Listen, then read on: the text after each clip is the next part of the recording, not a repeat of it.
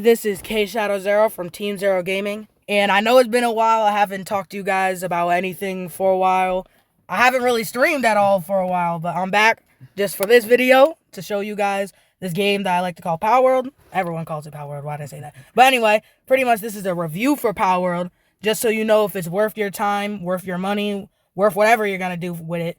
And I'm going to say this, it's on PC and Xbox only, so if you guys don't have a PC or Xbox, then sadly you're not going to be able to play the game. But if you can somehow get one, yeah, but watch the review. I'm going to let you guys know about it, and let's get straight into it. So pretty much I'm going to tell you guys about the gameplay, how smooth it is, and each like little thing about combat, just so you know. From what I had like 4 hours of experience of playing the game. I wanted to test it out before I make a review. I have to do that. So you guys see some gameplay in the back. It looks clean, but I'm going to tell you about it right now. I played on, I'm pretty sure, an Xbox trial, but right now I'm playing on the PC, so it's going to be smoother. But I'll talk about the graphics real quick. So first of all, as you guys can see, the graphics are amazing. And when you play on the Steam, it's a lot better. So when you're playing, you can move your screen like left and right. There's a lot of accessibility for like settings, graphic-wise.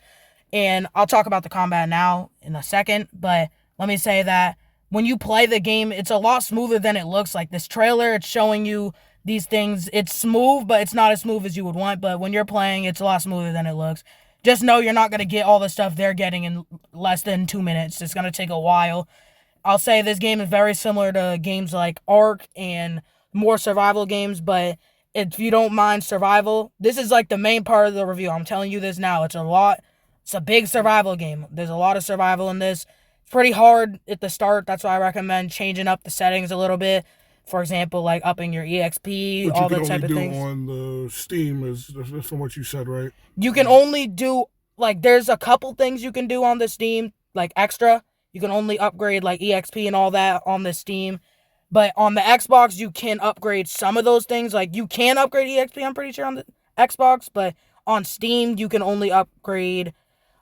Oh, no, not Steam. Xbox, you can only upgrade some of those things. And Xbox doesn't have all the settings that Steam has. I don't know if it was the trial that I was using. And it wasn't even a trial. It was more of just a Game Pass. But I don't know if it was the thing I was using that was like that. But anyway, let's get to the gameplay.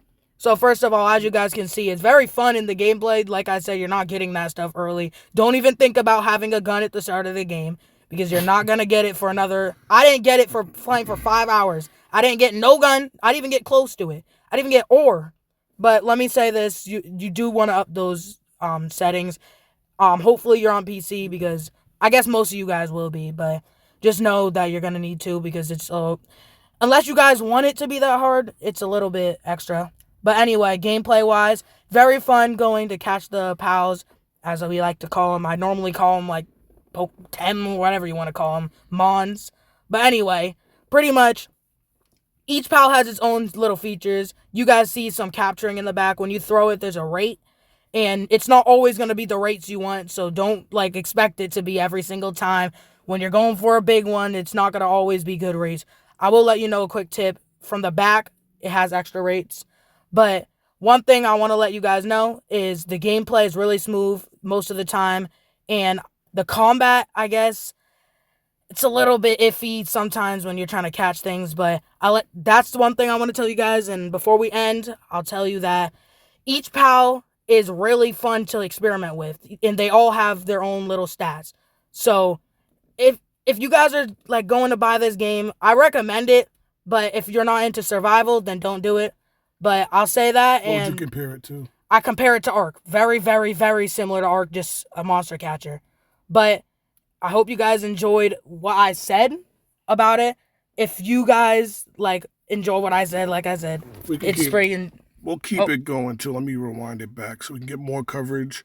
Because there's a lot to talk about in this game. And I want him to be able to cover it all, so... Okay. Keep going. So anyway, I have more to say, I guess. I did have a lot more to say, but the video was kind of just ending. But let's go to what else I have to say. So... the PAL's slavery, I guess you could call it. First of all, today I was playing and I found a PAL, a chickpea, which is one of the most basic ones that you find. they have a stat called work slave, and it makes them have 30% less strength but 30% extra work speed. So I have them working at my base like nothing ever happened. They're just chilling there doing their work, but if I tried to bring them into a battle, they're instantly dead. So just a quick stat reminder, there is stats on all of the pals. So make sure if you're going to catch one that you really enjoy, make sure it has stats that you enjoy, because you're not going to be happy if you see one with work slave and you're trying to use it for a PvP. So, or PvE I meant. So anyway, let's get on with the multiplayer. I haven't really tried the multiplayer, but from what I know about it, I've seen a couple videos, I've seen a couple guides and things on it. But the PvP, from what I know, it looks fun, and there is raids and all that. It's just the problem, from what I'm seeing, is it's a monster catcher. So when I bring a pal to the thing, I see so much. It's like all chaos, the explosives and everything. Everyone else has access to the same things you have. I wish there was more of a like joining factions and you get things that others don't have. Like, for example, if I want a rocket launcher, I'm gonna have to join the fire guild. Or if I want like, you can use certain pals as weapons, but if I want to use that weapon, I have to be in a certain guild. But that's just for PvP. For PvE, keep it the same, perfect as PvE. But the flying Thames are obviously more better than all the others, so that's the one thing I don't like about the balancing. They make flying Thames a lot better than everything else, but I guess that's a Pokemon thing too. So I'll talk about the fact that this game is very weird when it comes to the slavery, I guess, because you're having them do everything you want. It's not, when I say, like, they're working for you, I really mean it. They're doing everything that you want. Like, I talked about stats before, but if I put them around the base, they have sanity levels. And in my old playthrough, one of them literally has, it said he's hungry, but he has a condition where he can't eat. And the fact that they can get conditions without having stats, I'm feeding him and everything, but he has an actual, like, condition as being born. It said you can't get rid of it. It exists on him. It's not something you can cure with medicine. It's a literal condition. So, it's a little weird, but the game, it's messed up, but it's a really fun game because that. It's super funny. I like going to get pals and being able to have their abilities.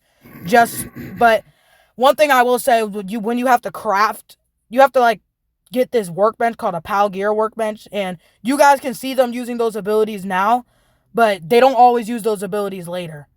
So you have to craft them, and sometimes you got to get organs, and I'm not even lying. I'm completely serious about that.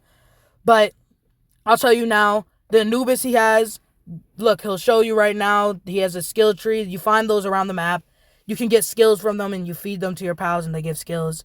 But anyway, before the video ends, I'm going to say thank you guys for watching, and I hope you guys found this helpful for you guys that want to play the game.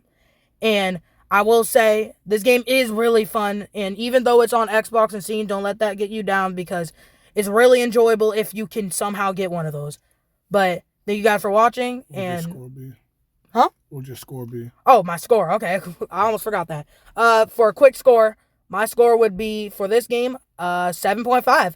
I enjoy survival games, so I guess if you don't enjoy survival games and you like Mon games, like Monster Catchers, I guess this would be for you, but you'll have to like change some settings up because it's a lot of grinding.